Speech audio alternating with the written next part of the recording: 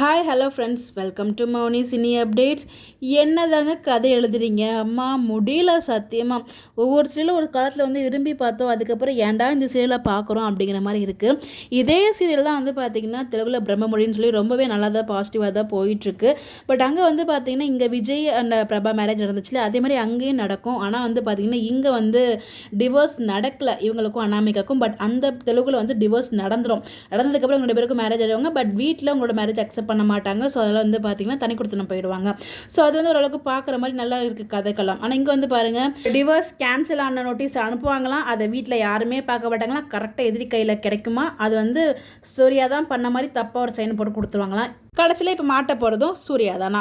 So ஃபுல்லாக வந்து villain கேங்ஸ்க்கே வந்து ஒரு பாசிட்டிவாக போகிற மாதிரியே தான் போயிட்டுருக்கு ட்ராக் ஃபுல் அண்ட் ஃபுல்லு. இந்த இடத்துல வந்து பார்த்திங்கன்னா அரெஸ்ட் பண்ணும்போது வந்து 3 பேரையுமே அரெஸ்ட் பண்ணாங்க, நம்ம சூர்யா, விஜய் அண்ட் பிரபா.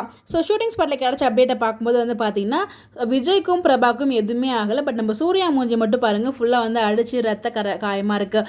என்னடா இது அப்படின்னு நான் யோசித்தேன். அதுக்கப்புறம் தான் இப்போ நைட்டு தான் நான் எபிசோட் பார்த்தேன்.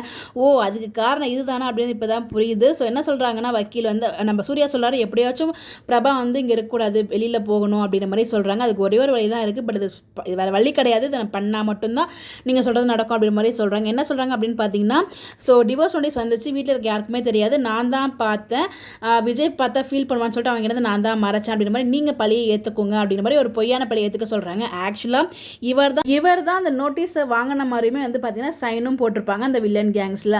ஸோ பாருங்கள், கரெக்டாக எல்லாமே மேட்ச் பண்ணுற மாதிரியே ஸ்டோரியை கொண்டு போகிறாங்க.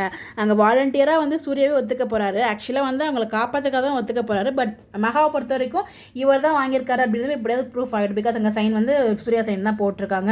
ஸோ அதாவது வந்து பார்த்தீங்கன்னா போட்டு வெளுத்து எடுத்துருக்காங்க போல் சூர்யாவை. அதனால தான் மூஞ்சி ஃபுல்லாக அப்படி மாதிரி புண்ணுப்பட்டு வராரு. ஸோ மனைவியோட தங்கச்சியையும் தம்பியையும் காப்பாற்றுறதுக்காக பழியை மொத்தத்தும் வந்து அவர் ஏற்றுக்கிறாரு, ஒரு பொய்யான பழி ஏற்றுக்கிறாரு. பட் அதுதான் அவர் பண்ண மாதிரியுமே வந்து சூழ்நிலை காரணமாக வந்து தள்ளப்பட்டிருக்காரு. ஸோ பாப்பா முன்னாடி கொண்டு போகிறாங்க அப்படின்னு சொல்லிட்டு.